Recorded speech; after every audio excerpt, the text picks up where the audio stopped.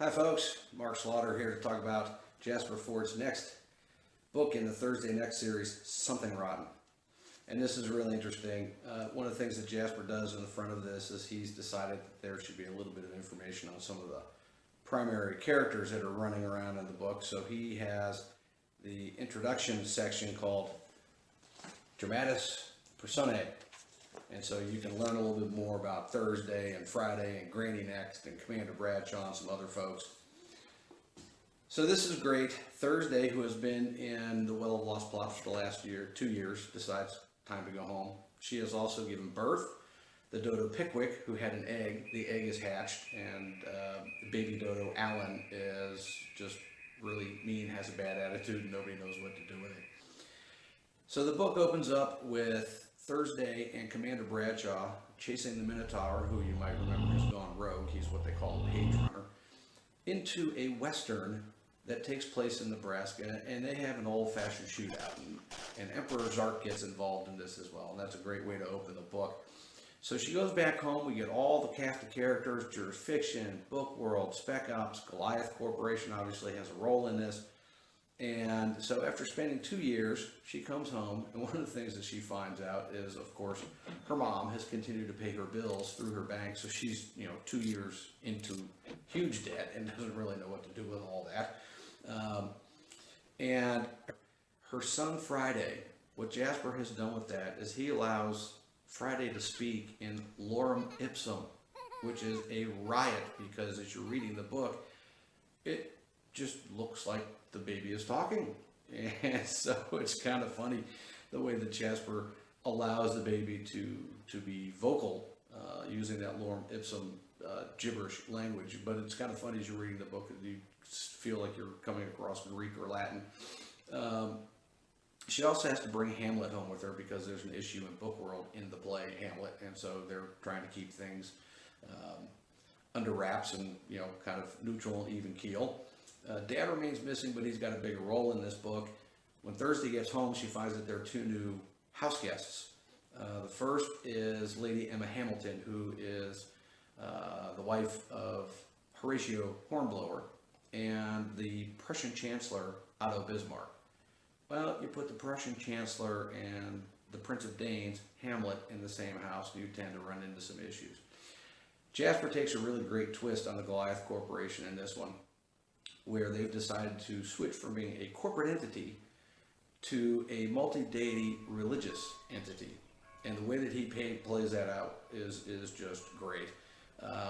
And they have set up what they call an apologarium, so the people that they have wronged in the past can come and seek apology and get reparations of some sort, which Thursday does because Goliath eradicated her husband Landon. So Landon kind of fades in and out as Goliath has agreed to uneradicate him. And so he's there for a moment and then gone the next. And so it's interesting the way that Jasper plays that timeline and how they interact. There's a new main character in here, Yorick Kane. He's a politician. But what's interesting is he's actually a fictional character from Book World. And one of the things that he's trying to do right now in this book is get rid of all the Danish texts in the country for a very self-serving reason, which you have to read the book to find out. Granny Next has got a big role in this. Uncle Mycroft is still here. One of the interesting twists in this, you might remember her brother Joffe, who heads up a non-denominational church, or rather all-denominational church. There is a saint, and I'm going to say this, Zivelkix, because no one knows what Jasper meant when he spelled this out, but it's ZVLKX. He's a 13th century saint who wrote 7 revealments. One is he's going to get resurrected in a few days in the story timeline. And the local croquet team is going to win the Super Hoop. And then Goliath is going to go bankrupt and belly up. So the story moves on. Saint Zivelkix does resurrect. And Thursday's brother Joffe has to try to take care of him. And of course, the saint only speaks in Old English. So there's a whole story that goes along with him. Thursday also has her own stalker, which is sanctioned. It's actually a legal business, and he, of course, is important enough to have his own stalker, so that's pretty funny. There are multiple attempts on Thursday's life in this book. one from a friend. While she is investigating Goliath, she and her stalker and some other characters have decided they have to go investigate Goliath and their cloning. So they sneak into the Socialist Republic of Wales into an old lab facility, and that pans out great. That's a great chapter to read. The Neanderthals have a really great role in this. One of the things that Thursday has to do is she has to take over managing and then playing for the Swindon Mallets in the Super Hoop game. There's a sidebar here where President Formsby gets mysteriously kidnapped, and Thursday and her buddy Spike have to go into basically purgatory, or some element of the other world.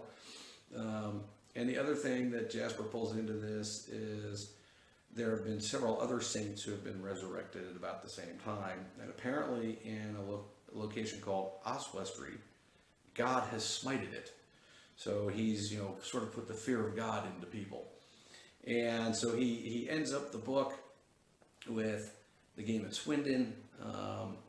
Thursday gets seriously hurt. I won't go into detail on that. You need to read the book. But again, he pulls it all together. It's all well done. I give this about, I'd say 3.5 stars. It's worth a read. There's some really great sidebars, and the way that Jasper ties all this together is fantastic. So have a great day and keep on reading.